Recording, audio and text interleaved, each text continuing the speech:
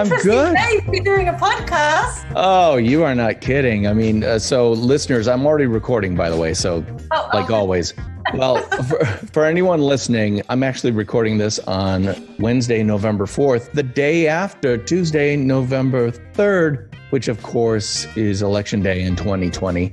And we still don't have a whole lot of clarity.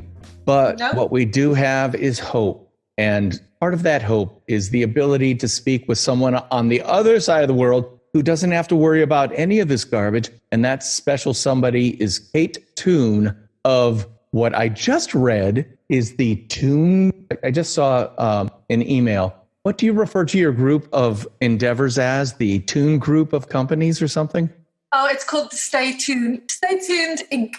Yes. So that was the first time I saw the Stay Tuned Inc. thing. And of course, I had to chuckle just a little bit. But at the same time, it's actually kind of true because when I first met you, I think it was in 2018 at Social Media Marketing World, you were clearly planting your flag on the top of one hill, and that was search engine optimization in all its colors. But now you're doing a whole lot more, and I actually want to talk to you about that. But first, say hello to the listeners, Kate Toon of Sydney, Australia. Hello, listeners. Yes, I am Kate Toon of Sydney, Australia, although my accent may confuse you because I am, of course, British, born in wonderful Chester, near Manchester. But I've been here for about, 20 years now. And so, yeah, I think of myself as Australian these days, kind of. When it serves me, I do. Well, and based on the fact that Americans are terrible with accents outside of our own country, you could sound exactly like every Australian down under. That's the best. Do that again. Throw now the shrimp on the barbie. Yeah, That's exactly. Paul Hogan. Paul Hogan, what a legend. Yeah, in his own mind. Anyway, it is so great to see you, Kate, because unfortunately we've been absolutely separated not only by the Pacific Ocean, but by COVID-19. You know, I've been following you continually on social channels, and it doesn't seem like you're slowing down at all. If anything, it almost seems like you're speeding things up. Yeah, what all do you have going now? Well, I think, we all had different responses to COVID. And one of the responses that I read about, I think in the New York Times, was about the surge mentality and kind of going into vague, abject panic that, you're not going to have any money and you're not going to have any clients. So while I didn't kind of ramp anything up, I certainly didn't wind anything down. So I continued to have, I did 3 launches of my big SEO course last year. I did 3 launches of my copywriting membership. I did 3 launches of my digital marketing membership. So those are my 3 main things at the moment. And then in between those, the webinars, the podcast, I ran a mastermind for copywriters, which was very interesting. And but no speaking. And that's been the big thing for me this year. Obviously, all the speaking gigs were cancelled. And it was actually rather wonderful because it enabled me to actually get some work done. Because as you know, speaking takes up so much time and energy and isn't necessarily particularly lucrative unless you're Seth Godin or Gary Vaynerchuk. So, yeah, it's been great to just have a year of actually working on my business. Yeah, well, and you've certainly been able to take advantage of the fact that you had done a ton of work way before COVID happened. And this is one of the things that I've been trying to hammer home to a lot of people about the value of building a personal brand and a foundation. It prepares you for just about any eventuality. Like I already hinted at the top of this episode that when we first met, you were SEO woman, the sultana of SEO down in Sydney, Australia.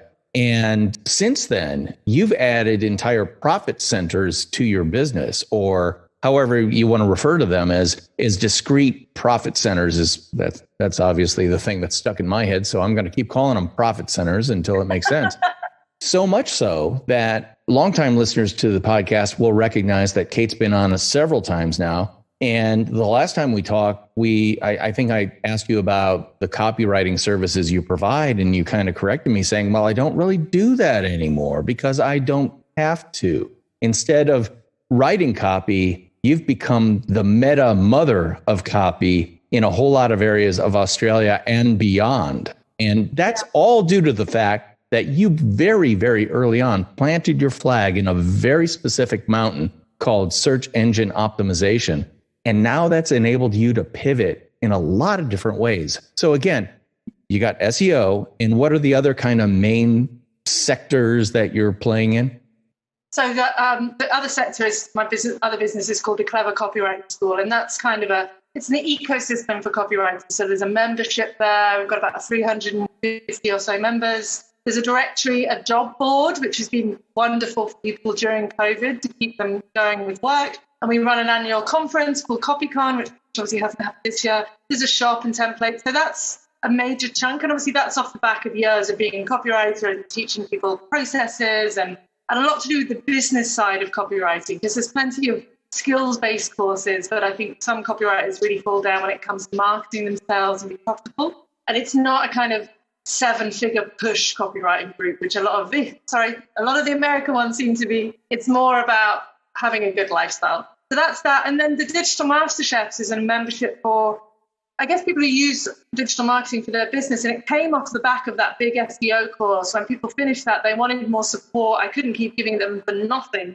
So it started up as a support group for that course that people could pay for on a subscription basis. And now it's evolved into something a bit different. And it's all just a bit of an adventure. Like, I don't really have any kind of business plan. I kind of things just start to open up and I kind of follow them, and then some of them work and some of them don't. You know, it's just an adventure at the moment. And I'm just so grateful, as you said, that this year it's really, I've been able to keep writing. Do you know what I mean? Keep going, keep flowing on that hard work that I put in the previous years, you know?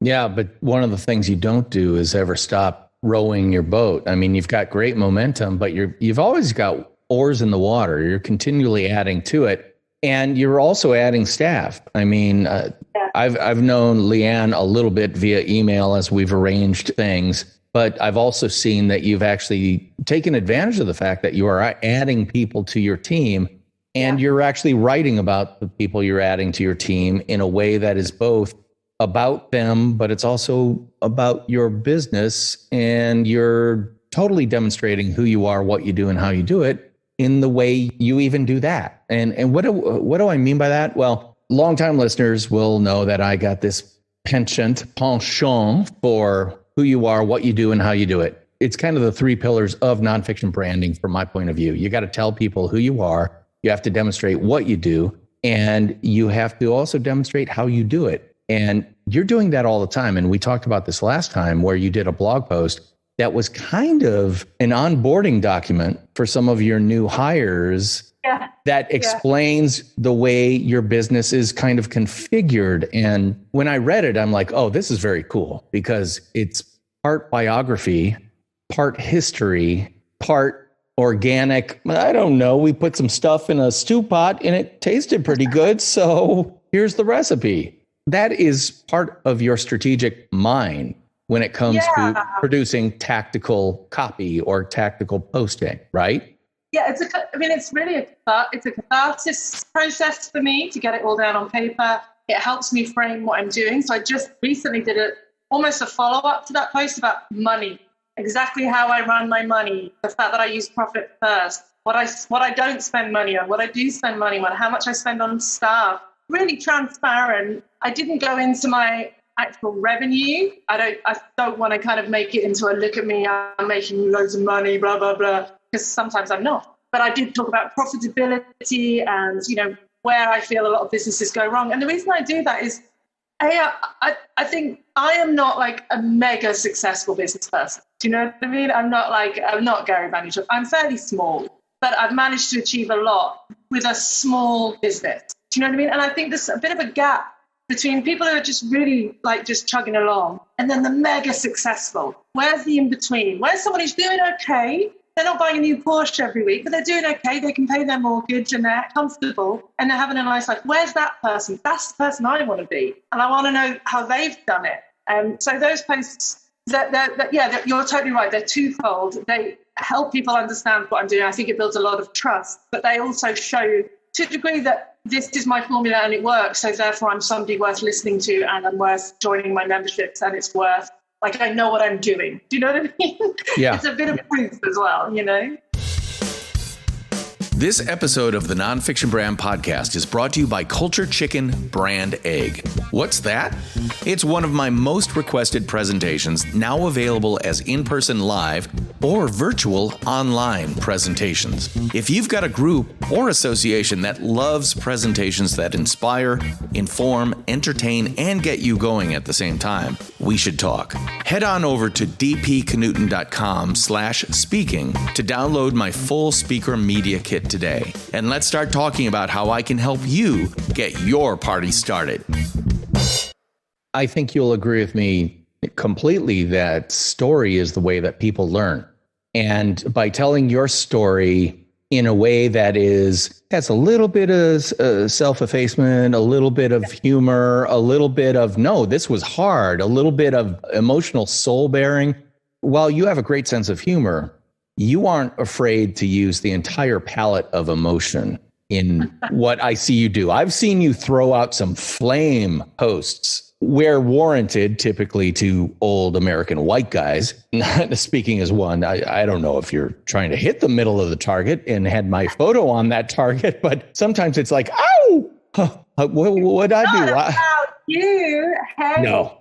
Well, it's just a lot of people tee up a golf ball for you to crush right into their foreheads. And but my point is, that doesn't always play well. Like I did a post just yesterday about people dancing on Instagram Reels and how awkward it is. And again, lots of people loved it. I didn't pick on anyone in particular. It was a gentle swipe at the awkwardness of those videos, and that you don't need to do that unless you love doing it. Like if you love dancing, do it. But again, I got a bit of backlash, and I've learned to live with that a little bit. That not all my posts go down amazingly well. But the thing is, the people who don't like it, there are a whole lot of people who go, yeah, you're right, I hate that. And now I kind of have identified you as a member of my tribe that I can now trust to at least say the truth. Because here's the truth. At my age, I should not be doing TikTok dance memes, ever. Oh, I wish you would. Oh, yeah, well, believe me, they would be funny, but not in the way that I intend. But there is such a thing as, honey, your posterior does look huge in those jeans, and you have to tell the truth. I personally appreciate the truth tellers. Not everybody does, but the ones who do appreciate the truth will then appreciate me as being one of their tribe. And I know that based on our conversations in the past that you have talked about, or I've asked you questions about, you can get a little spicy in your posting and stuff. When did you decide to do that? And did you get any pushback? And the answer was, I decided early on to do that. And yes, I got pushback, but I also got a ton of people who liked me more because of it. Yeah. And it's taken a while to, there's been wobbles along the way, but, again, even yesterday, a few people were arguing, and the arguing was just nonsensical. And it was in the comments, and then people started arguing within the comments. And I always, take the approach of, don't wrestle with a pig. You both get muddy and the pig enjoys it. So I just sometimes just delete the comments or move on. But I love what you said earlier about the shades of tone in the writing. I had a great guy called Justin Blackman from Pretty Fly Coffee who came into my group to talk about tone of voice. And he had this amazing tool, which of course I'd forgotten the name of, but I'll send it to you after. So you can put your writing through and it will tell you all the emotions that you've used. I mean, Grammarly does that a little bit as well. Right. This one it's got intimacy. They're more subtle. It's not just happy, sad, angry. And I put my colleague's copy through, and it came up with like angry and something else, angry and professional. And mine came up with angry, professional, funny, sad, pitiful. It came up with like 13 different emotions. And I'm like, oh my God, I sound like a loon. But that's how people are. People aren't one-dimensional or even two-dimensional. One hopes. We're multifaceted. And I think showing all those bits, not angry too often, not sad too often. But I think that's what builds trust with a person, especially with a personal brand, because you are a person. Especially, too, in an era where a certain style of LinkedIn post is referred to as broetry because it starts out with a single line. And then there's a line right below. I was living in a bin, and then, yeah. Right, exactly. And all of it's when someone can point to your copy and say, oh, that's broetry. I've never heard that phrase. I love that phrase. Well, I'm not going to point to some of the names of the quote LinkedIn influencer types, but you know exactly who I'm talking about. Yeah. And part of it is it's SEO'd up to death. You know, we've had this conversation before, this kind of altercation before, where I hate to say it, but I don't pay attention to SEO because I write for humans, not for bots. But I understand the value of SEO, so don't get me wrong. But my point is, by sharing all those flavors of tone, you're not over-promising and under-delivering on who Kate Toon is. You are absolutely setting the tone via your tone for a great relationship before I even meet you. And I guarantee you get this a lot, which is someone meets you person to person for the first time and they say, you're exactly like your posts, your videos, your podcasts, your whatever. Yeah, they do. Some people say you're nicer in person. People say you're short. They often say you're shorter than I thought you'd be. And I'm like, well, I'm always sat down, so I don't know. But yes, they do say that. And I think that's super important. People often talk about, different formats for each of the channels. And I do think there's certainly character limitations and there's certain, I'd say, vague boundaries on LinkedIn. I know you're a big fan of LinkedIn and I feel you can push those boundaries a bit more on Facebook. But generally, I post the same stuff wherever I am. And I am the same person wherever I am. And it's just such a relief. I don't have to check my brand book to see if I use full stops at the end of bullets, because if I do it this time and I don't the next time, brilliant. That's on brand, because part of my brand is being inconsistent and I don't care. Yeah. It gives you leeway to, the other thing which I love that you mentioned is it also gives you leeway and permission to mess up, because people are there for you, the person, not for the single post. You can see the kind of helicopter view, the overall story, and also it allows people to follow you, not the product you're selling right now.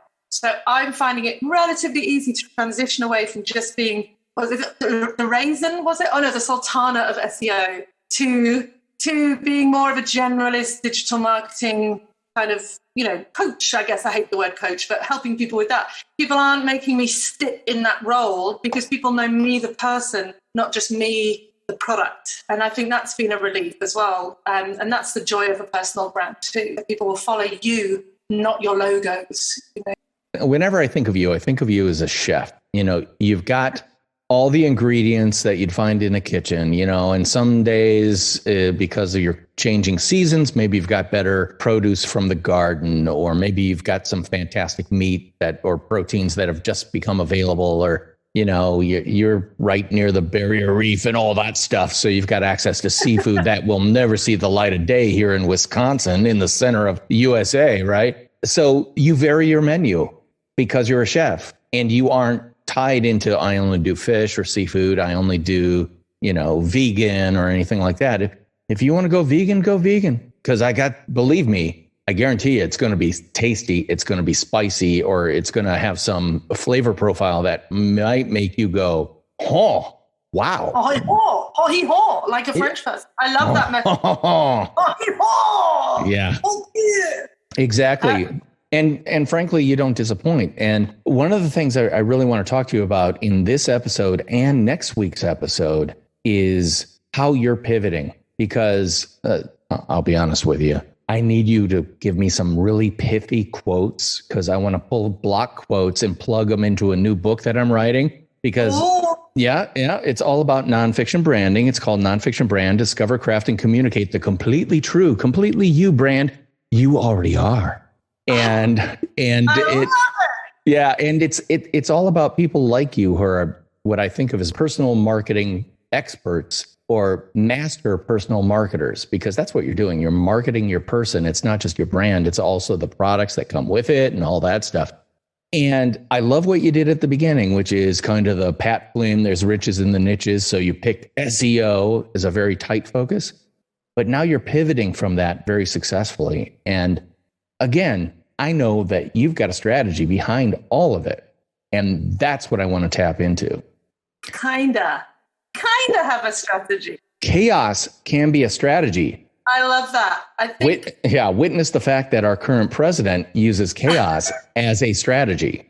He sure does. I would not want to be even remotely associated with that. But yes, I think it's about one thing that has changed my business in the last year is I've stopped looking outward to my competitors, which is something I've wasted years on. You know, so-and-so's doing this. Sue's got a beautiful Instagram feed. I need a beautiful Instagram.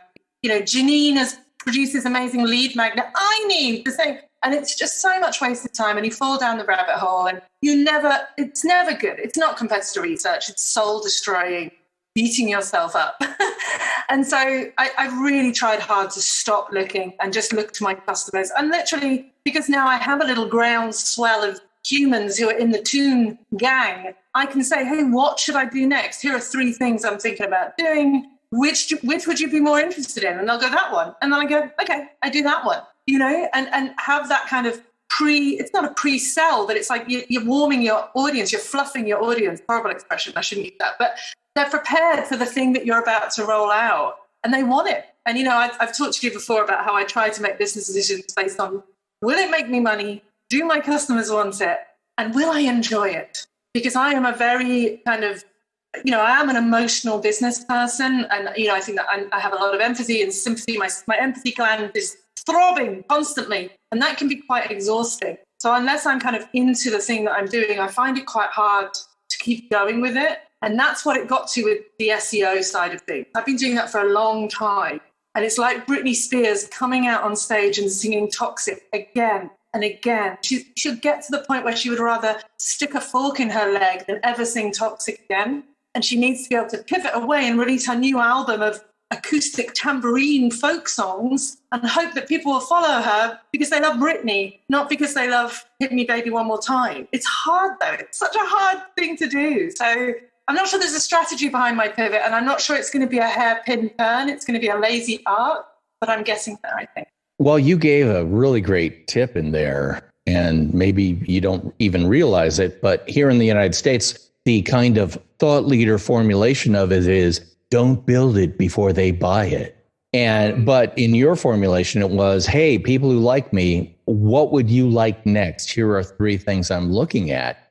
That is a fantastic way not to waste your time or waste their attention. If they're telling you, and based on what you said earlier, they've been telling you what they want. Digital master chefs is a result of them wanting more. Oh, you want more? I can give you more at a higher level, and you know, et cetera, et cetera. So you're using your audience as you should, because guess what? As much as you own your personal brand, they do too.